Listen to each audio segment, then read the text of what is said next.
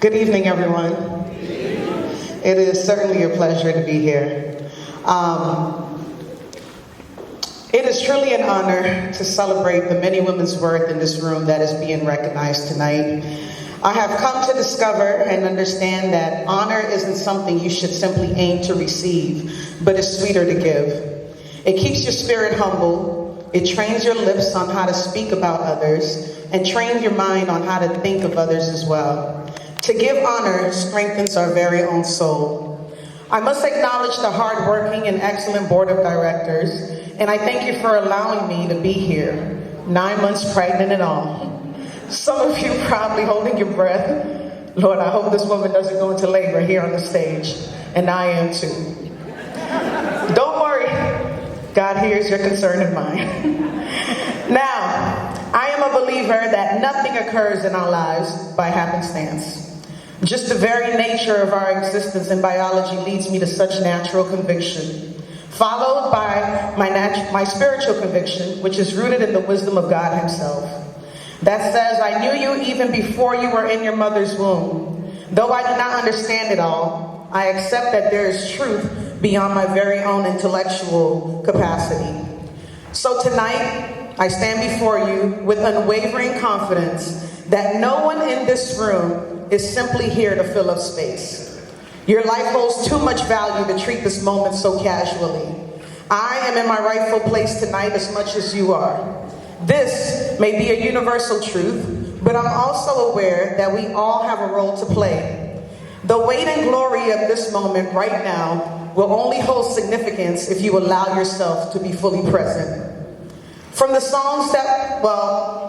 performances that was done earlier, to the beautiful recipients that were awarded tonight who gave their brief speeches of thankfulness, from the cheerful energy that celebrated a loved one getting an award, from the sincere greeting of friends to strangers and more, I hope you are taking it all in. Each and every one of us having our own stories and situations happening in the background of our lives, though we are beautifully adorned with nice wear and makeup tonight, here we all unite.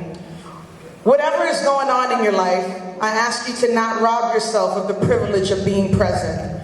This is an atmosphere where visions can be birthed, creativity can be sparked, hope can be awakened. You can believe that you can do more, achieve more, become more. So much glory is in this atmosphere. Don't miss it because of petty thoughts and distraction. Last year, I was invited to this very same event to celebrate a friend that was being awarded. I only knew about a handful of the people in the audience. As I took in all the glory of the fabulous melanin all in one room, I was just captivated by it all, seeing women of excellence being recognized. I quieted my spirit and I was just here. Just like some of you, you're only here because someone invited you. While my eyes was wandering throughout the room, I laid back and I had a very quick and unspoken thought and vision. I said to myself, I could see myself speaking to this type of audience. And boom, just like that, the thought vanished, and I'm back to simply being an invited guest. Ceremony ends, and we head over to the reception, and I asked my friend, who's the founder of all this?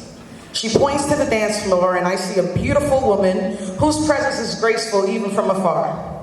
And I'm like, this looks like a person who is worthy of following. I remained in my seat, not sure of why I didn't get up to say thank you. Still, I was just in awe of the whole ceremony and reception. I said to myself, I'm going to follow her on social media. As a side note, listen, there is nothing more inspiring to a younger generation such as myself when we see those older than us are upkeeping themselves with beauty, grace, elegance, and is walking with a dignified character that echoes, I am confident and I know my purpose, while their overall presence exudes a humble but don't try me spirit. It's a beautiful thing to witness. It brings me back to the beautiful memory of my childhood that I felt from women in my church. I couldn't wait to grow up and cultivate a mature stature. A quick note to my older sisters and those who could be like a mother to me. I say thank you. Please continue growing and improving yourself because it increases our momentum to keep pressing forward. To my younger sisters, don't be afraid to seek out mentors and learn from someone else. Keep being an example in your youth and vibrancy for life. Remain hopeful and resilient. Try new things. Truly, the world is yours, and with God, all things are possible. So back to the story. At the end of the event, the next day or so, I friend request her, and I do a quick look of her content. I'm talking about Miss Karen Spears. You know, these days you can't just follow anybody. If you don't seem to have a vision for your life, you're not speaking life, you're throwing shades on every post, thinking everybody hating on you, I don't need that on my timeline. I need to protect my positivity. It's so easy to be negative in this world nowadays, and I want to be careful with my mind and my time. I just can't afford to be reading any senseless posts. So we must appreciate some personal development and self-awareness. Listen, whatever platform you have, contrary to popular beliefs, it ain't all about you. Especially if you are a woman of vision and purpose. If you truly are about your business, you need to be careful on how you conduct yourself. Above all else, our character will always matter. Long story short, Karen accepted my friend request. As I would post here and there, one day she commented on one of my posts, on my videos.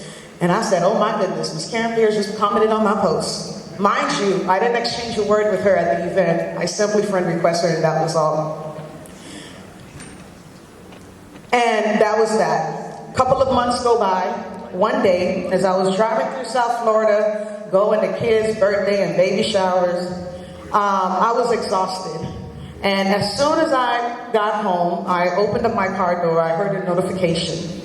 I previewed the message, and I read, hello Esther, this is Karen Spears, and I would like for you to keynote, etc., etc. I said, Lord, you heard. Listen up. I had shared that thought with no one. It was a quick 3-second thought of me saying I could see myself speaking up here. I didn't chase. I didn't ask for a connect. I just kept grinding. I was doing my thing, walking in my purpose, encouraging others through a post or video as I felt led. I allowed opportunities to come organically. I simply asked God to make opportunities happen in such a way that even I myself wouldn't become proud nor arrogant to take full credit. As months go by, I believe that I was assigned to this. Come 2019, around February, I find out that I'm pregnant. Surprise. No big deal, right? I mean, wait for 3 years and all of a sudden, poof, second child comes up. And at that time, the event was supposed to be in May, so I was like, okay, I'm good. You know, I'll just be 6 months pregnant by then. It's all good. And then Karen sends me a message, and she says it's in September. Now I'm holding my breath. I'm like, great, 9 months. Should I even really go on and do this? And so we meet up, and in her gentle and confident spirit, she puts it back in my court. She said, this is all on you. She goes, after all, this is part of womanhood. And I had to go back and I had to think. Because when I had my first daughter, she came almost a month early. And so it was easy for me by sight to somewhat predict that the same thing may happen again in September. And it was easy to just say, you know what, maybe I won't do the event. I'll just go ahead and wait just in case anything happened. But that's not what God had deposited in my spirit. He said, you're going to do this. My husband was an encourager. Karen was an encourager. And I realized, had I have opted out of the event, it would have simply been fear and not faith.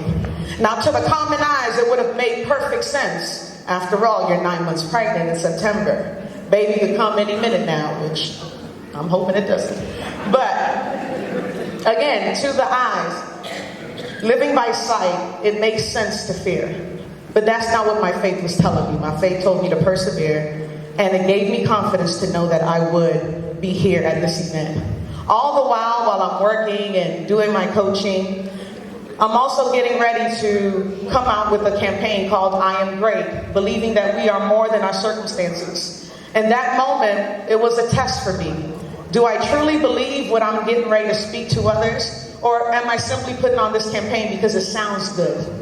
And I was challenged to believe the very vision that God had deposited in my heart.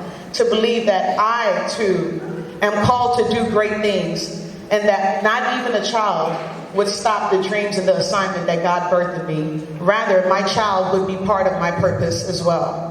So in faith, I said, I'm going to move forward. It was in that moment that I realized I was assigned for this day to tell someone in here that God is getting ready to lift up your head. He knows your ideas. He hears your secret desires that are honoring before Him that you tell no one about.